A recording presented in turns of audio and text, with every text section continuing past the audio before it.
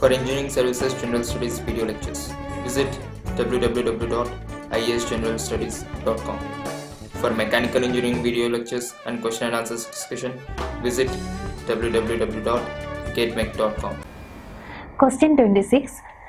Which of the following concepts are relatable to income of members of the public while considering the public welfare? First, sensitivity of demand. Second, elasticity of demand. Third, sensitivity of expenditure. Fourth, elasticity of expenditure. This question seems to be a little confusing because there are four related terms: sensitivity, elasticity,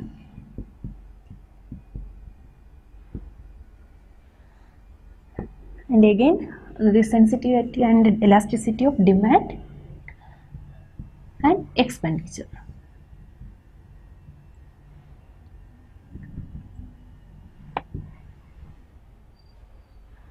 So we have to understand what is sensitivity and what is elasticity.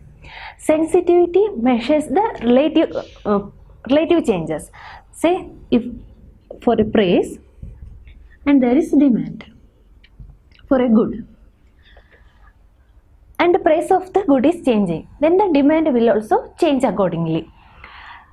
So if there is a small change in the price, how much the demand will change?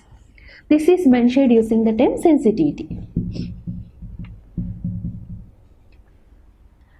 And elasticity, on the other hand, there is price and there is demand, how it proportionally changes. So this elasticity measures the proportional relationship.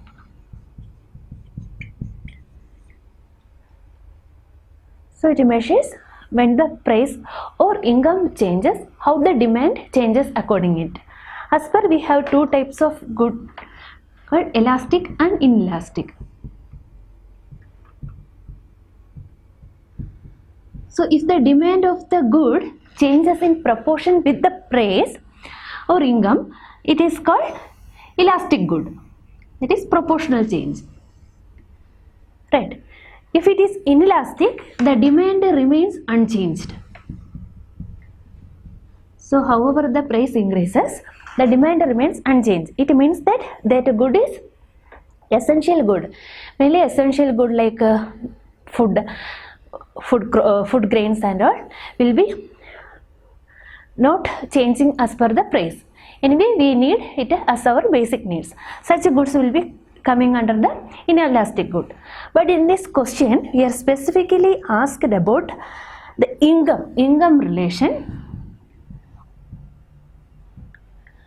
income of the public. We are considering the public welfare. So if we consider the term sensitivity of demand, the sensitivity is usually measured in terms of the price. Usually the price sensitivity of demand is called simply sensitivity of demand. So it is we don't have to bother about the price because we are concerned about the income factor here. But when we talk about elasticity, there is price elasticity and income elasticity. So it means that when income of the public increases, there will be generally an increase in demand for the goods, including the public welfare goods. When the income increases, people will ask for more quality services in terms of education, in terms of health. So the demand also increases as per the income. So this we can tell us it is related to the income of the public. The demand will changes. If we consider the expenditure, we know that expenditure is also related to the income, and when the welfare goods form a major proportion of the income, that is welfare expenditure is the major proportion of the income of the household. That means if it is a poor household, they will spend more on the necessary goods, right? Then they are spending for the luxury goods.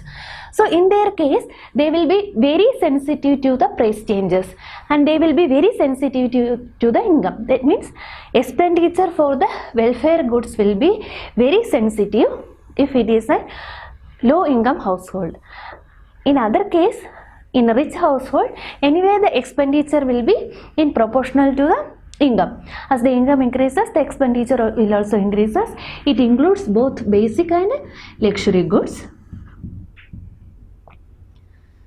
So in case of public welfare, we may not be concerned about the elasticity of the expenditure. We can be concerned about the sensitivity of the expenditure, because this poor household seems to be more sensitive to the expenditure, how much they will spend on the basic goods and how much they will spend on the food compared to the other goods. Their expenditure will be more in that section. So in from the options, it is clear that we have to select any two of the among. So I think we can go with the elasticity of demand and sensitivity of expenditure as the options. So it is 2 and 3, option B. It seems to be the better choice. Question 33. Which type of output device creates colored images which look and feel like photographs? We have given 4 options: electrostatic plotter, laser printer, dye sublimation printer, and inkjet plotter. So here there are 2 terms in the options: plotter and printer. So if you know the difference between these 2 devices, it is very easy to answer this question. Plotter is a device which gives its output in the paper in terms of lines. It will mark in terms of lines. Let a needle moves, or any electrostatic devices or whatever the type of printer we are using, it will plot line by line. That is plotter. Printer, we know we use different types of printers. Mainly we use laser printers in our photocopying shops and all. So printer don't work like plotter line by line. It won't work like that. So here options are electrostatic plotter, laser printer, dye sublimation printer, and inkjet plotter. So we can, in the first case, we can cut out the plotters, because if it is doing the plotting line by line, the image quality will be less, right? It is useful for making graphs or any other data like that. It won't be helpful in printing a picture in the photograph quality. So we can cut out the options A and D. Remaining is the laser printer and dye sublimation printer.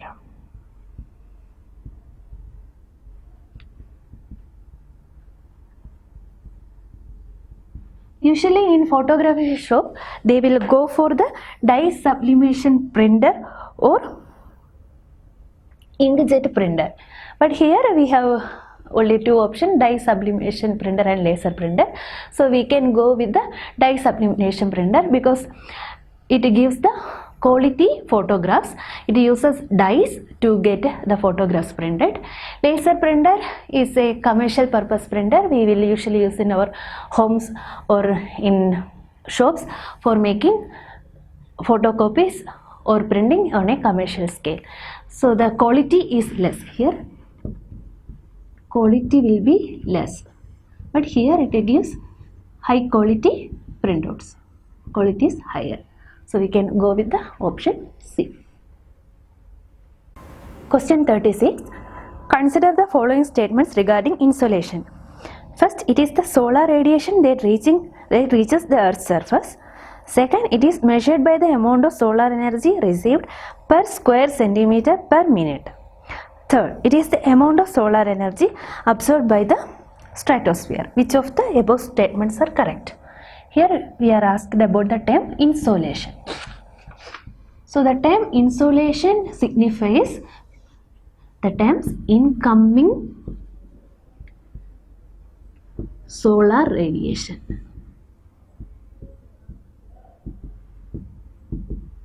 So incoming solar radiation is termed as insolation. So that means it measures the amount of solar radiation reaching the Earth. It may be measured at the surface, outer Earth's atmosphere. Usually we measure solar constant, that how much insolation is reaching the earth at the outer atmosphere before it is getting absorbed in the atmosphere. So the insolation is the term to denote the solar radiation that reaches the earth's surface. First statement is correct. Second statement says that it is measured by the amount of solar energy received per square centimeter per minute. We measure in terms of the solar constant per unit area, per unit of time, how much solar energy in terms of joule or calorie, how much it is reaching the earth. It is denoted in terms of the solar constant, and this solar constant remains a constant for years. It won't change much. So second statement is also correct. Third tells that it is the amount of solar energy absorbed by the stratosphere, and insolation is not the energy that is getting absorbed by either atmosphere or the layers of the different layers of the atmosphere nor the earth, but it is the incoming solar radiation before it is getting absorbed or reflected by the earth. So the option 3 is wrong. We can go with 1 and 2. It is option B. Question 67. Which of the following sets of free software tools are suitable for ICT-based education as well as an open source? So the question is here to identify both ICT-based education as well as open source.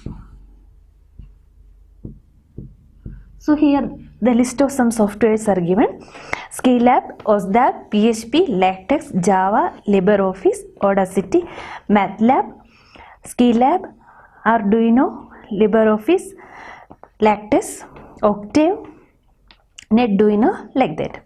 So first you have to find which are all the open source among these and which are not open source. What is an open source software? Open source software, the source code will be public.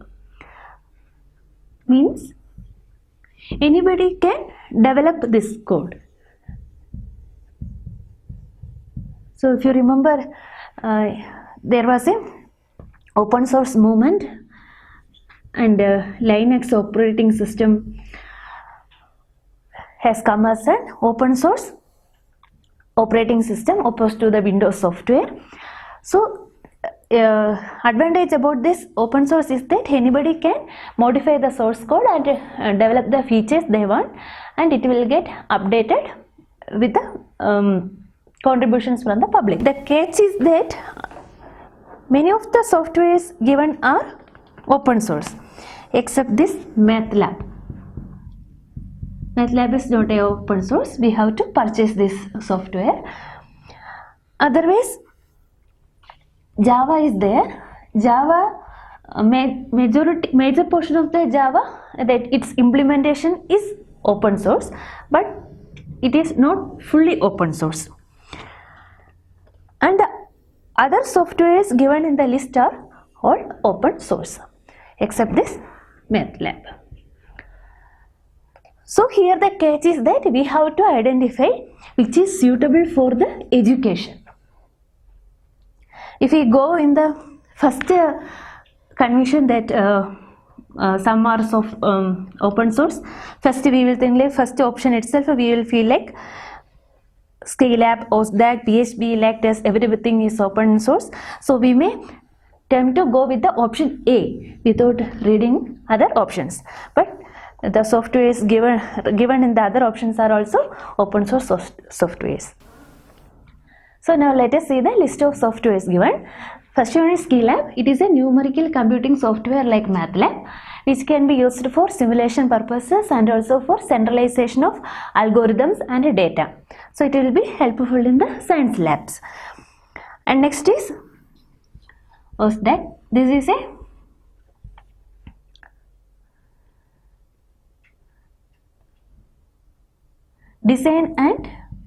design of steel structures. So this will help in the simulation of design of steel structures, which may not be particularly useful in the education, right? It will be helpful for the engineers working in this field, not as an educational tool. So this can be a tool. What about PHP? An open source language which can be used to create dynamic and interactive websites. So this may not be always having a direct relation with the ICT in education. This is a documentation software, documentation and presentation.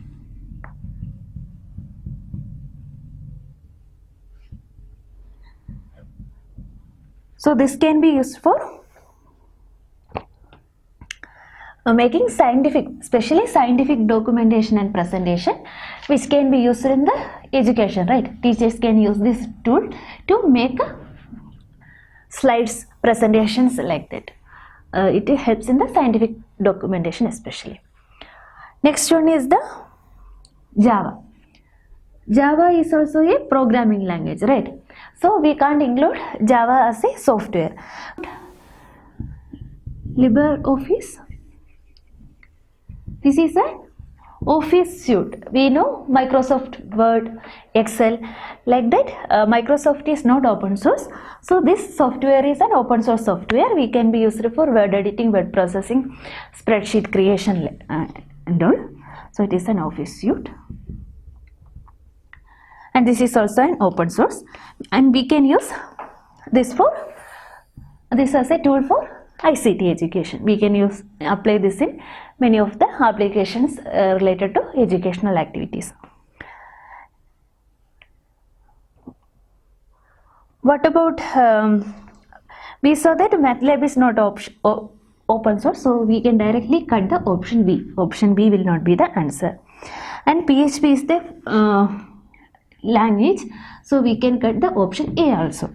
Now we are left with the option C and D. Here Octave is also a numerical computing platform, something similar like the Skylab. And these two are the simulating tools for electronics design. So especially this Arduino platform is like, it will give a prototype.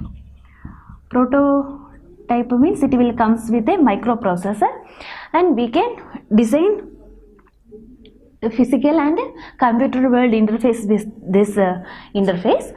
So both the hardware and the software are open source, so it can be used in labs to work on the different designs, or for the experimental purposes they will be used by the academic purposes mainly. So in this two sets are there. We can go with option C. Why? In option D there is both Skylab and Octave, right? So both serve the same purpose. Both serve the same purpose. So we are asked to choose a set. So here both are serving same purpose, plus this Arduino and the Lattice. But option C tells Skylab, Arduino, LibreOffice and Lattice. So it covers a set that will help for the educational tools, ICT based educational tools, one for simulation, other for designing, especially in lab, one for documentation purpose and other for presentation purpose. So the answer is option C. Option C forms the best choice among the set given for the tools. Question 68. Which of the following are the benefits of e-governance system? First, simplicity, efficiency, accountability. Second, quality service to citizens. Third, better access to information. Fourth, expanded reach of governance. So we are asking about the benefits of the e-governance.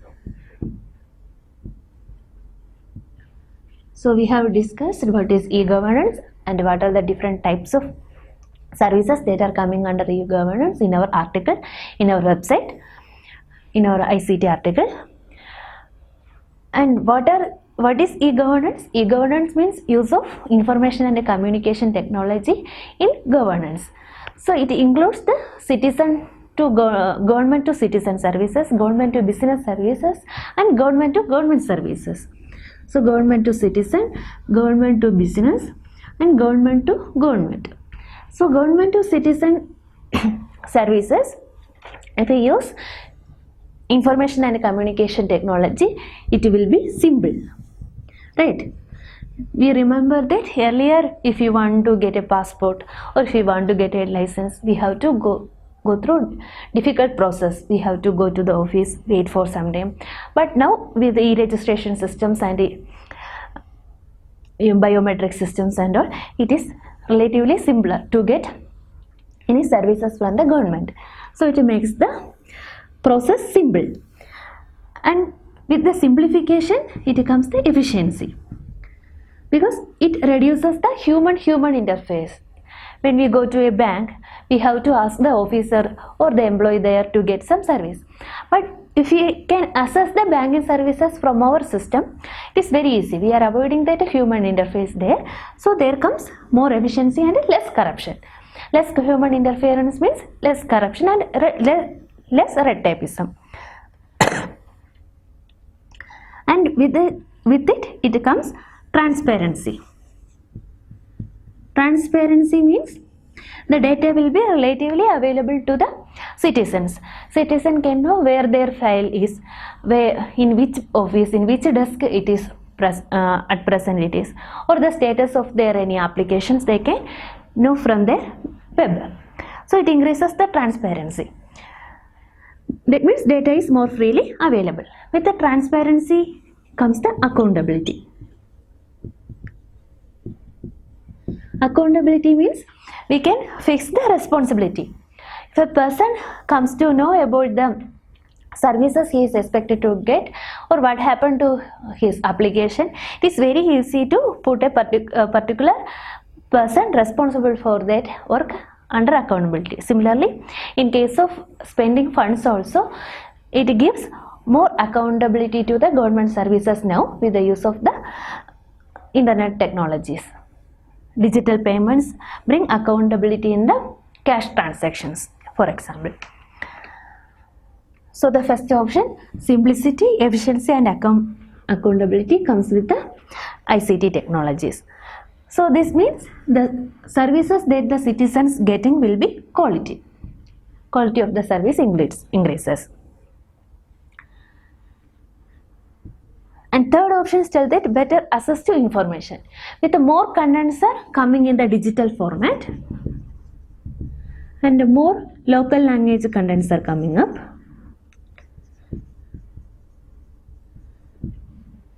It empowers the citizen. More data is with the citizen now. So it means that access to information also increases with the digitalization. So fourth option tells that expanded reach of governance. Earlier it was physical interaction between the citizens and the government. Now the citizen can access the services from anywhere using the internet and the communication technologies. They can raise their complaints from anywhere. They can raise their voice from anywhere. So it means that it has expanded the reach of governance. So these four options are correct.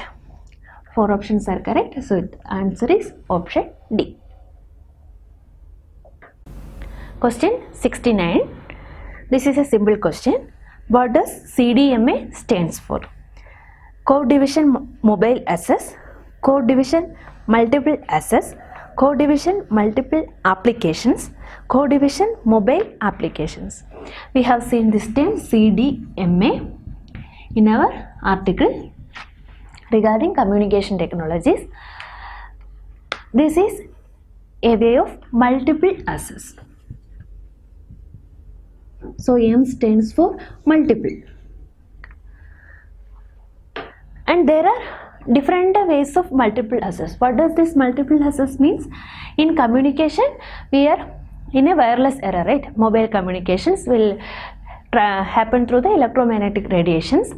And if you are using a particular frequency for a particular communication channel, it will be very difficult to allot different uses. That is, number of users will be limited if you are using a single channel, single frequency or single wavelength for a particular user. So to expand the reach, we need multiple access. Multiple access can be given in the terms of time or code or frequency. So with a single wave, we can divide in terms of frequency. Different frequency can be allotted to different uses. So it is called frequency division multiple access. Or otherwise, we can divide the time. So same frequency, different users can use as different time slots. It becomes the time division multiple access. And another is code. This in code division multiple access, a particular user is given a code. So even though the matter they want to communicate is available to every user, only the person with a particular code can decode the information and get it. So this also a way for giving multiple access using the same bandwidth. And this CDMA comes as a different standard in the mobile communication. We know that GSM and CDMA. GSM mainly uses the frequency division multiple access, but CDMA technology is the code division multiple access. So the option is B. It is code division multiple access. For engineering services general studies video lectures, visit www.iesgeneralstudies.com. For mechanical engineering video lectures and question and answer discussion, visit www.getnet.com.